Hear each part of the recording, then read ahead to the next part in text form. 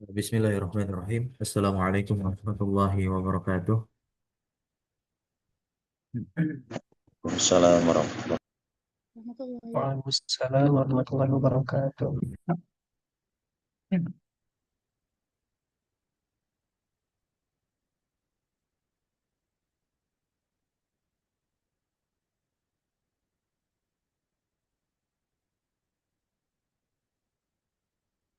Tes, apakah suara saya terdengar? Alhamdulillah sudah terdengar Ustaz.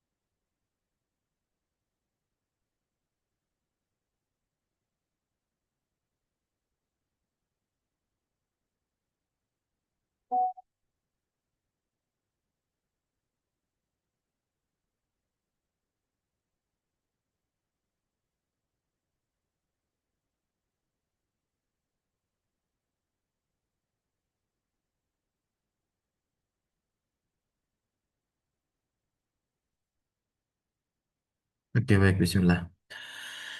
Alhamdulillahirabbil alamin, assalatu wassalamu ala Rasulillah, amma ba'd. Alhamdulillah, thumma alhamdulillah alladzi bi ni'matihi tatimmu shalihat.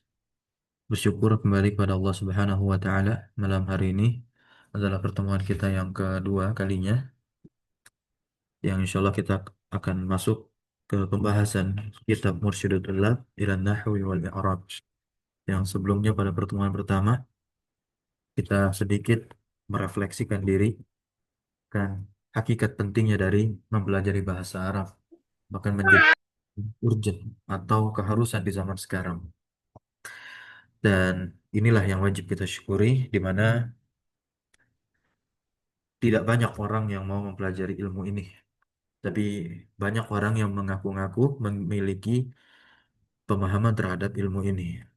Namun proses pembelajarannya banyak terhenti, tidak berlanjut. Kita tahu ilmu ini adalah ilmu alat, ilmu yang digunakan untuk memahami dua sumber utama di dalam agama Islam. Itu menjadi tujuan pokok kita, maupun tujuan umumnya adalah berinteraksi dengan teks-teks ya berbahasa Arab, baik itu berupa tulisan maupun lisan yang diperdengarkan, agar kita faham dan bisa merespon itu semua. Kita syukuri nikmat ini ya, nikmat atas izin Allah Subhanahu wa taala terlaksana kembali darus ini, dan semoga berlanjut seterusnya sampai khatamnya kitab ini dan futuhnya diri kita terhadap ilmu ini, yang berarti kita diberikan pemahaman oleh Allah Subhanahu wa taala ya, agar memahami ilmu nahwu. Nah, tak lupa salawat iring salam terlimpah curah selalu senantiasa kepada suri tauladan kita, uswah hasanah kita, yaitu Nabi Muhammad sallallahu alaihi wasallam. Nah, judul kitab ini adalah Mursyidul Tullab, yaitu petunjuk bagi para talibul ilmi kepada ilmu nahwu dan juga i'rab. I'rab ini menjadi satu bahasan di dalam ilmu nahwu. Kenapa dia ditonjolkan? Karena i'rab merupakan pembahasan inti dari ilmu nahwu tersebut.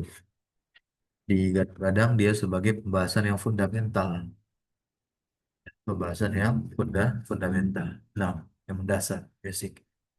Dan metode penyajian kitab ini dibuat mudah insya Allah, sebagaimana dikatakan di covernya, Thariqah Muyassarah. Ya, metodenya metode yang mudah insya Allah, li fahmin nahwi, yaitu untuk memahami ilmu nahwu, ya, di mana disajikan di dalam bentuk tanya jawab, soal wa jawab. Nah, ya. Kitab ini ditulis oleh seorang ulama yang bernama Alawi Ibn Tahir Al-Haddad. Nah, ya. Kalau mungkin kita lihat dari nama belakang beliau ini ya, Al-Haddad, merujuk pada ilmu nasab, masih satu keturunan jalur dari muhajir yang ada di negeri Yaman. yang menisbatkan diri kepada sebutan Ba'lawi ya atau Alawiyun kurang lebih seperti itu. Nah, Haddad. Taib. Kalau di Indonesia dikenal dengan sebutan Habib, jamaknya Habaib. Taib. Namun kitab ini sangat bermanfaat walaupun saya terus terang tidak terlalu banyak mengetahui terkait profil beliau ya. Nah, namun di sini kitab yang sangat bermanfaat. Semoga Allah beri balasan kebaikan ya untuk beliau selaku penulis kitab yang akan kita pelajari nantinya insyaallah tabaraka wa taala. Baik, kita langsung masuk saja ke pembahasan.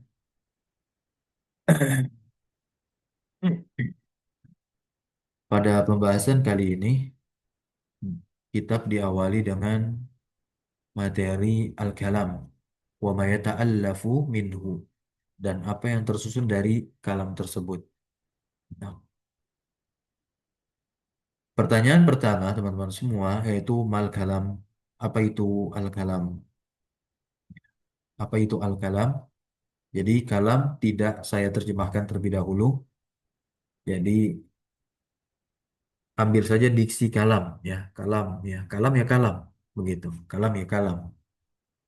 Apa itu kalam? Di sini dikatakan oleh beliau, muallif ya. Al-kalam adalah al-lafzu al-murakabu al-mufidu bil wada'. Baru di sini saya akan terjemahkan sedikit. Kalam itu adalah lafzu, yaitu lafaz. Nanti akan dijelaskan apa yang dimaksud dengan lafaz.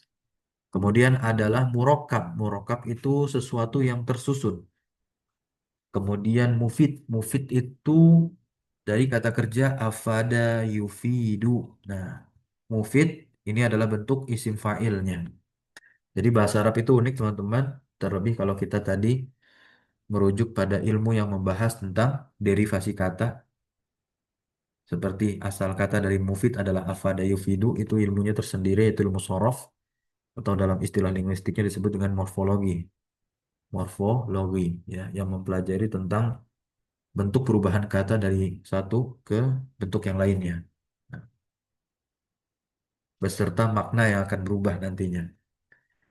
Mufid ini adalah isim fa'ilnya, berarti yang memberi faidah. Nah, berarti dikatakan kalam itu lafaz, tersusun. Kemudian yang ketiga mufid memberi faidah. Dan yang terakhir adalah wadar, peletakan. Peletakan dengan makna sebagaimana yang diletakkan oleh orang-orang Arab. Berarti kan bahasanya bahasa Arab. Ada yang mengatakan juga tafsiran dari wada' ini adalah bil qasdi, yaitu dengan maksud atau tujuan. Tamam. Kita baca apa yang dimaksud dengan lafaz. Beliau menjawab, lafaz itu adalah ya as-saut. Nah, as-saut. Apa itu as-saut? Suara. Ya. As-saut adalah suara. Jadi lafaz itu adalah suara, teman-teman. Suara yang bagaimana? Suara yang ala mustamil, yang mencakup ala ba'dil hurufil hijaiyah. Yang mencakup atas sebagian huruf hijaiyah. Inilah lafaz yang menjadi syarat utama suatu kalam dikatakan kalam. Ya. Hmm. Nah, jadi tidak perlu keseluruhan huruf hijaiyah. Tidak perlu keseluruhan dari apa? Huruf huruf hijaiyah. Sebagian saja. Contohnya seperti boleh saya katakan yaitu Zaidun. Nah, ya. Zaidun.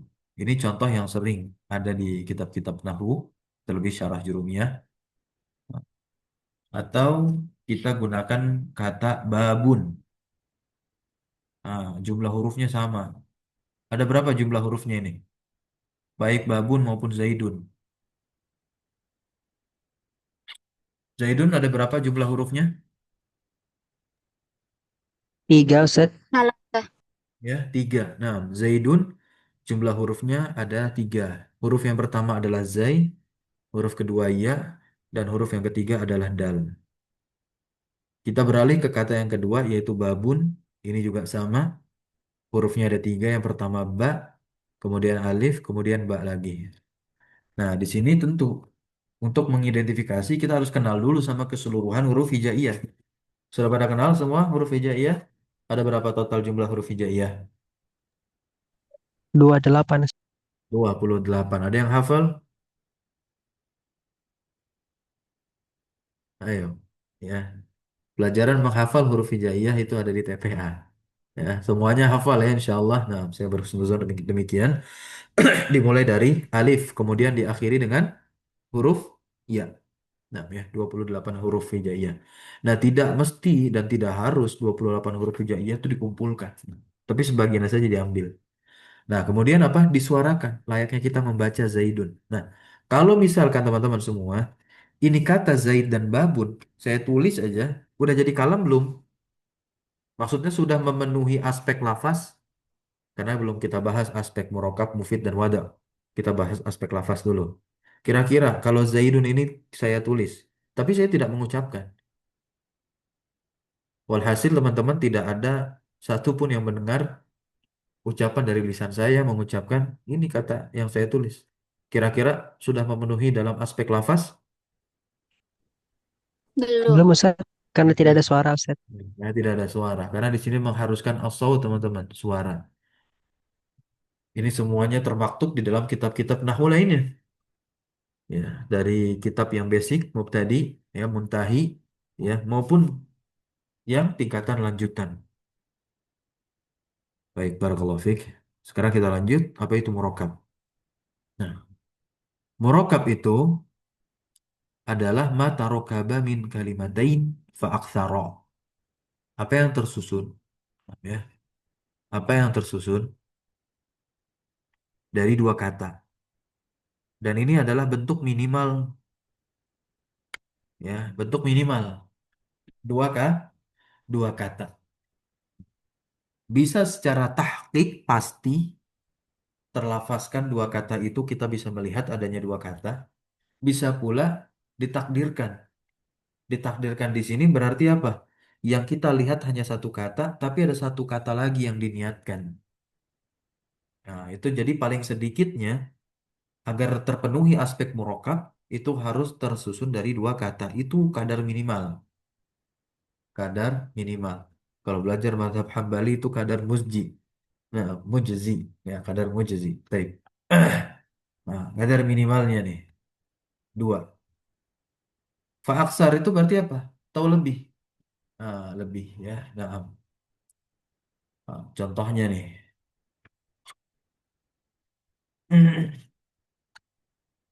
Contohnya ana,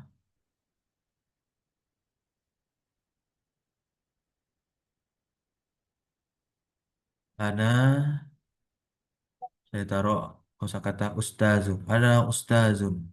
Baik. Ini ada berapa kata? Dua, Ustaz. Dua. Kalimatan. Ya, dua kata. Nah, ana ustazun. Oke. Ana bahasa Arab ya. Ustazun juga. Oke, taruhlah. Dia memang aslinya bukan bahasa Arab, namun diserap ke dalam bahasa Arab. Ya, dia dari Farsi, Persia. Ustaz, ya. Ana ustazun, dua kata. Ya. Ini kan jelas. Inilah yang disebut dengan secara tahqiq, teman-teman. Ini secara tahqiq. Ah, terlihat dua katanya. Tetapi ada yang terlihat hanya satu kata, satu katanya lagi diniatkan. Seperti kalimat yang menjadi jawab dari pertanyaan yang menanyakan identitas. Siapa kamu? Dalam bahasa Indonesia, Ustadz, gitu, guru, atau nyebut nama, Hafiz, gitu. Itu satu kata, tuh. Ah, yaitu man anta pertanyaannya. Man anta, siapa kamu? Ah, siapa kamu? Maka jawabannya adalah mudarris bisa, ustazun bisa. Ya, kita taruh di sini. Jawabannya adalah ustazun. Oke. Ustazun satu kata. Tapi sebagai jawab dari pertanyaan man anta. Kira-kira sudah memenuhi aspek murokab belum?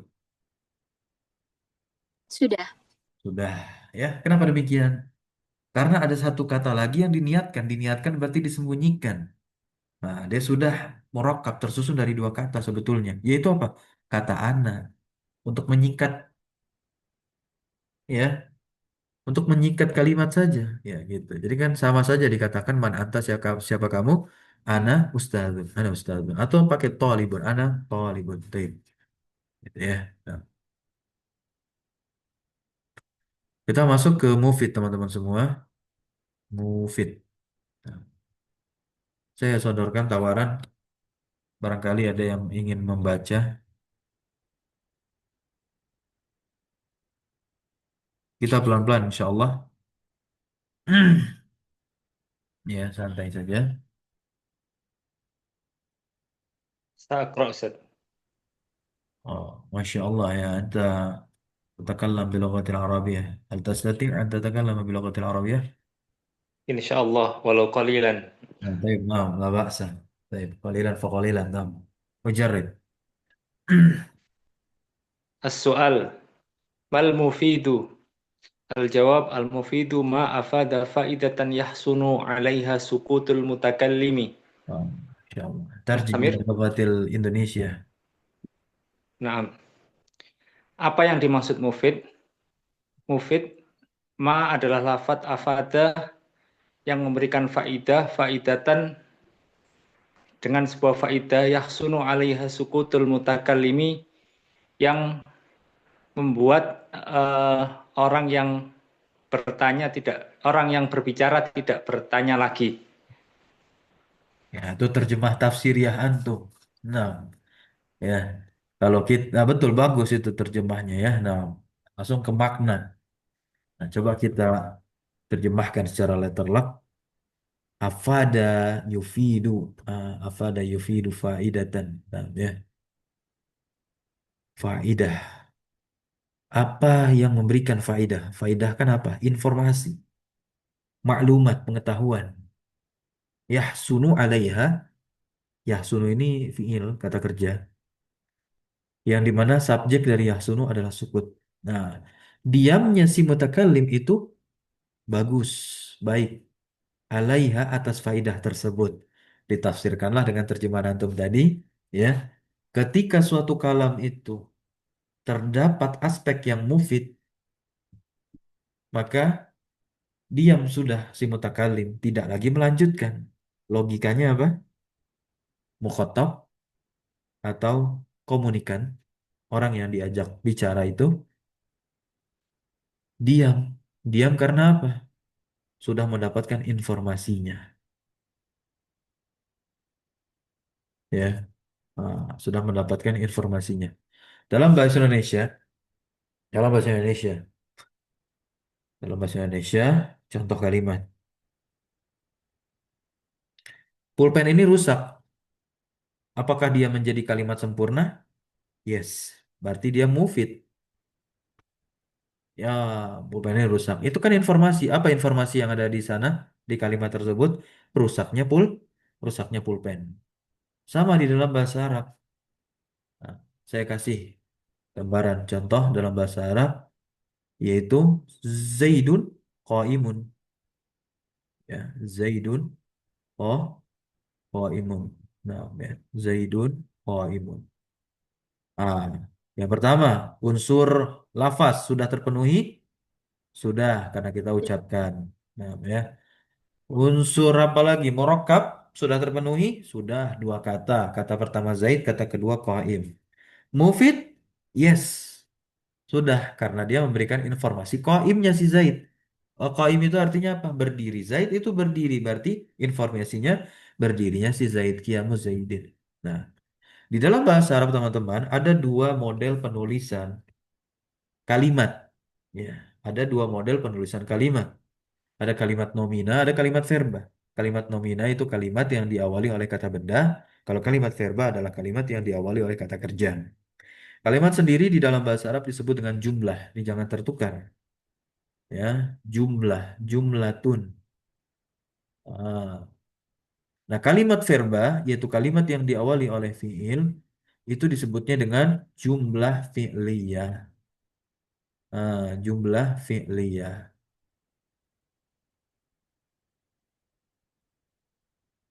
Sedangkan kalimat nomina, yaitu kalimat atau yang diawali oleh kata benda, itu disebut dengan jumlah ismiyah. Saya idem saja. Jumlah ismiyah. Ah,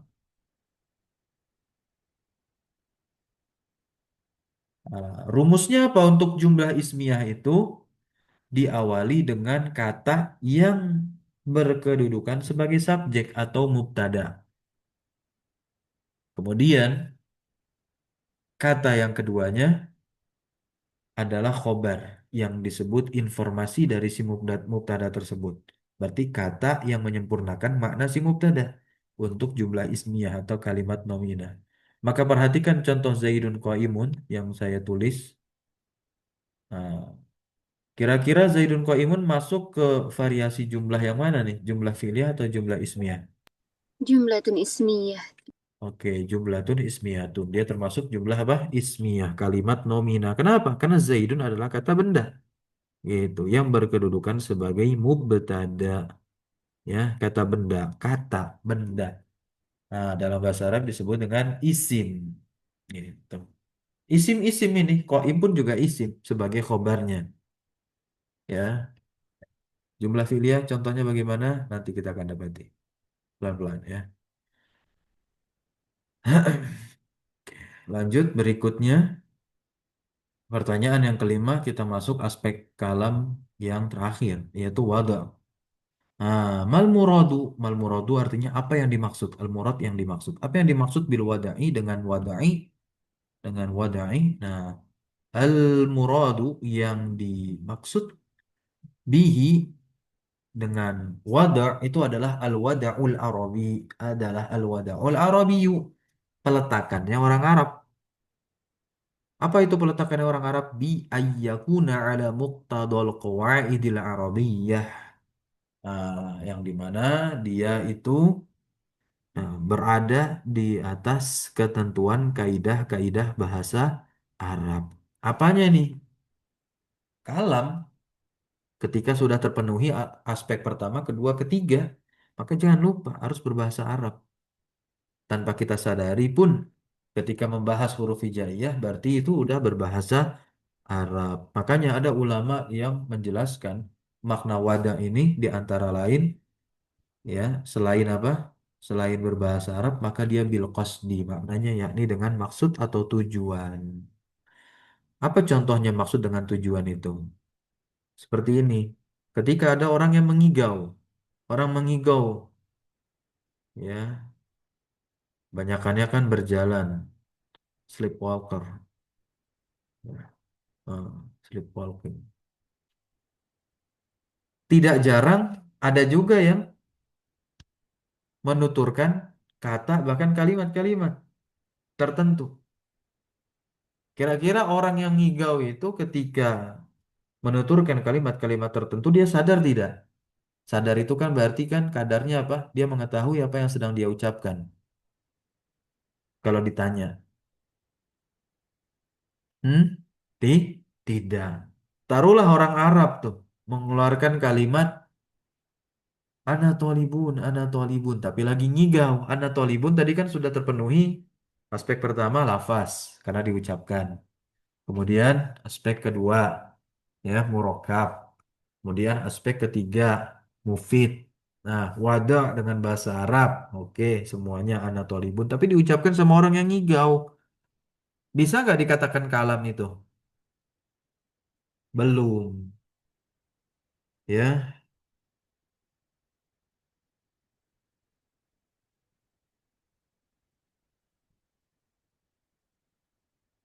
apakah ya.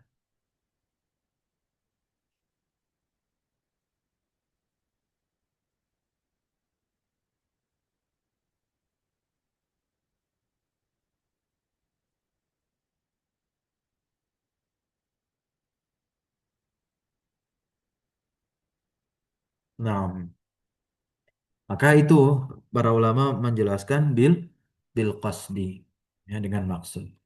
Ma misalu dzalik, apa contohnya? Nah, contoh dari susunan kalam nih, yaitu al ilmu nafi'un. Nah, al ilmu nafi'un. Ilmu itu bermanfaat. Ini adalah kalam. Nah, kalau kita lihat al ilmu nafi'un, ilmu itu bermanfaat. Dia termasuk jumlah ismiyah atau fi'liyah? جملة Ismiyah. اسمية. Karena al ilmu itu adalah kata benda, walaupun tidak ada bendanya, dia termasuk kata benda nomina, benda yang hissi, gitu ya. Al ilmu dalam bahasa Arab disebut apa tadi? Isim. Nanti kita akan melihat juga ciri-ciri isim itu bagaimana. Wal jahlu dorun, kebodohan itu bahaya.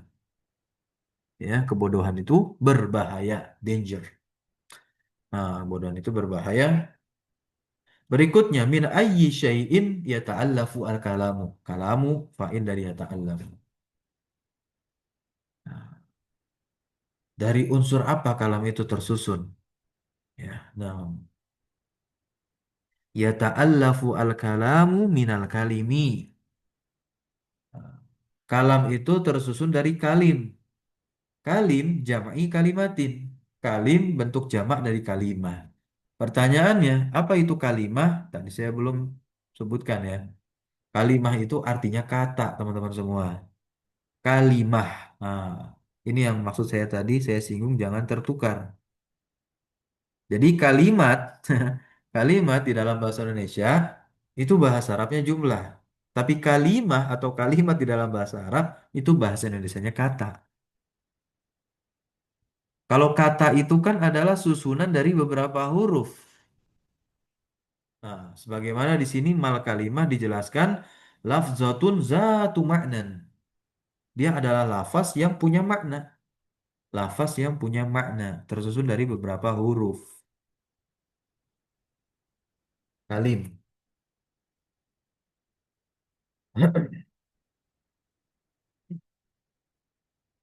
Pertanyaannya, pertanyaannya, apakah kalim itu bisa dikatakan kalam? Ayo, pertanyaannya, apakah kalim itu bisa dikatakan kalam?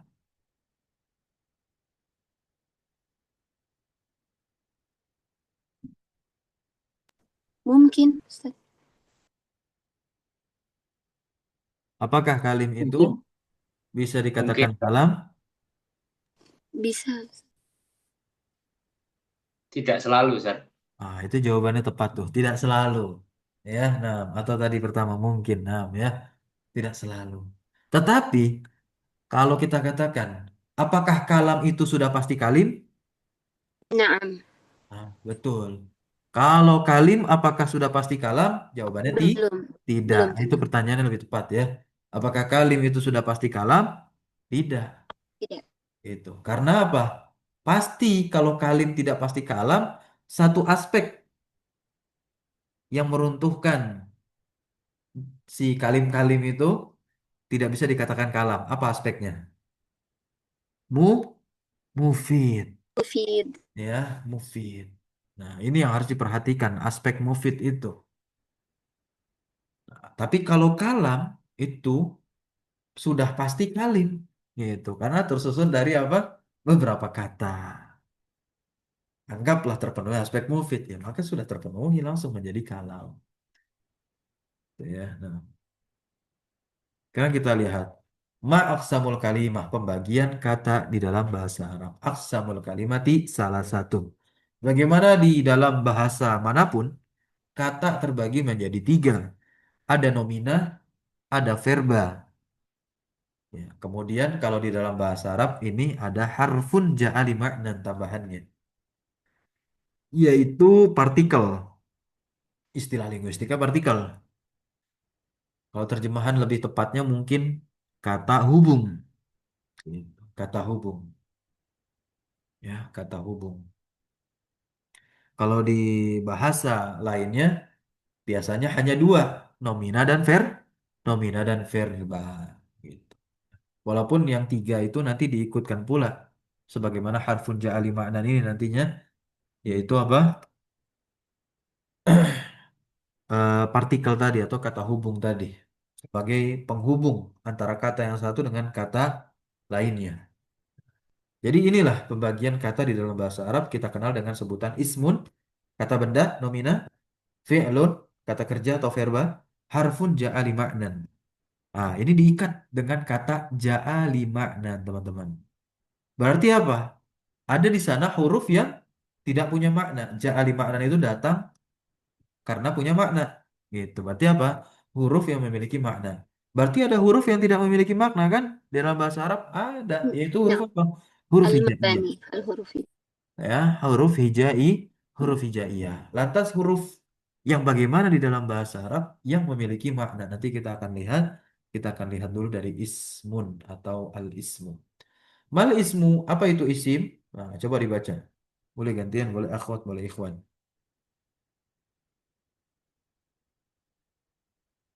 Silakan.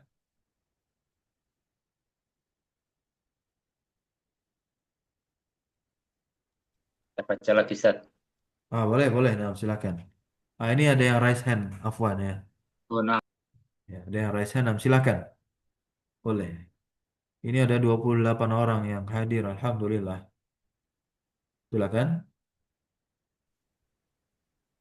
Nah, Ustaz, Baik, izin. silakan. Ya. Bismillah. Al-ismu kalimatun zallat ala maknan fi nafsiha walam taqtarin bizamanin. Nahwu tilmizin wa kitabin wa qalamin. Terjemahkan. Isim adalah kata dalat ya. Kata yang Menunjukkan memiliki hmm, kata yang menunjukkan atas makna makna fi. pada dirinya Betul. Walam dan tidak. dan tidak terikat dengan zaman, tidak Iya, terikat dengan waktu. betul. Tidak terikat dengan waktu. Nahwu itu artinya contoh. Nahwu artinya Contohnya contoh. murid, Buku. murid Ustaz, Betul. Tilmiz apa guru artinya Ustaz? murid. Murid. Tilmiz. Murid. Murid, Kitab, buku. buku, pena. Nah, betul ya. Nah, ini contoh. Dan ini kalimah, teman-teman ya.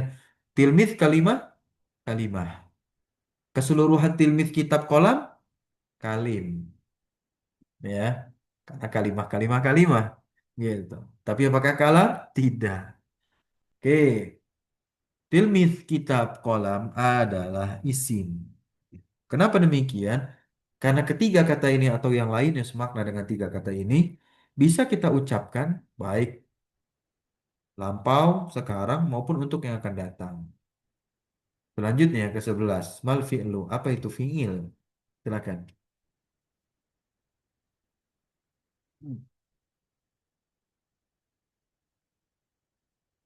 Silakan. Apa itu fi'il? Boleh lanjut. Yang tadi.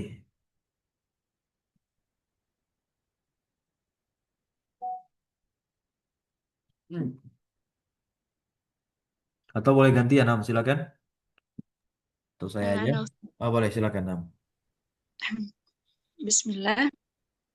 Mal fi'lu. Al-fi'lu kalimatun dalat ala ma'nan bi nafsiha waqtaronat bi ahadil azminati salasah. Madin nahu kataba wa mudhari'in nahu yaktubu wa amrin nahu uktub. Baik. Barakallahu fiik.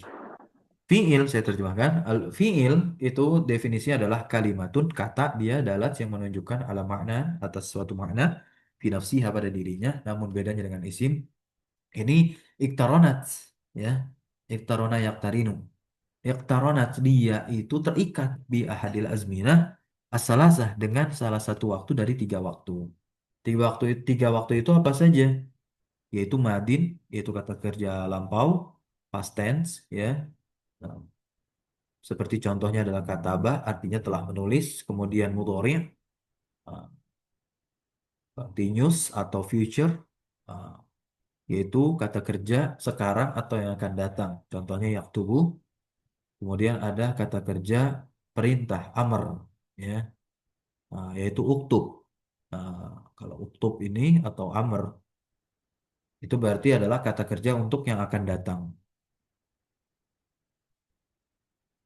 Karena ketika nyuruh uktub, perbuatan menulisnya itu dilakukan setelah ya, kalimat perintah uktub terucapkan secara sempurna. Berarti perbuatan terrealisasi setelah ucapan itu selesai. Maka istiqbal lah maknanya, future, yang akan datang. Lanjut yang ke-12, mal harfu sekarang. Apa itu huruf? Boleh dibaca? Al harfu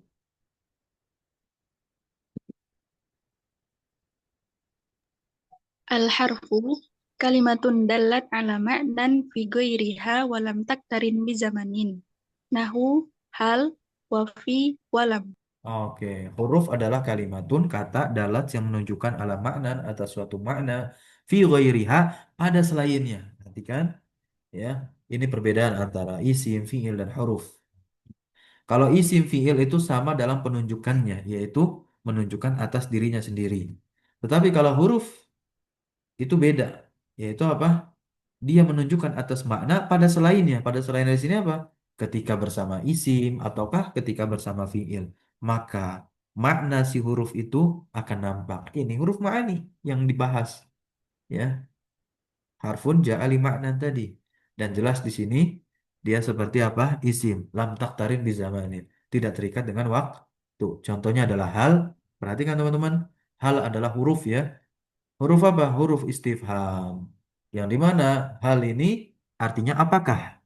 Bisa masuk ke isim, bisa masuk ke fiil. Hal anta talibun, apakah kamu seorang pelajar?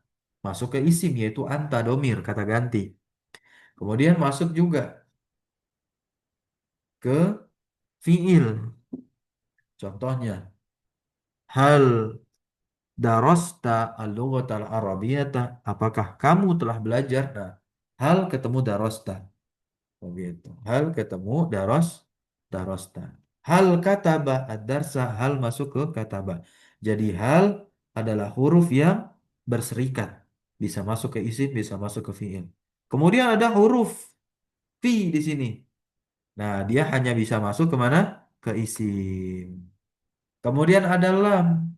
Lam adalah huruf yang hanya bisa masuk ke fiil. fi'il mudhari.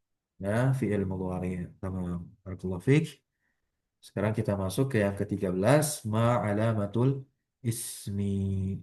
Tanda-tanda isim, kemudian berikutnya adalah tanda-tanda fiil, kemudian tanda-tanda huruf. Insya Allah mungkin kita akan lanjutkan di pertemuan berikutnya. Ya, kalau saya senggang, saya akan berikan soal latihan. Nah, insya Allah saya akan berikan soal latihan untuk pertemuan kita yang kedua ini. Seputar kalam. Baik. Ada pertanyaan?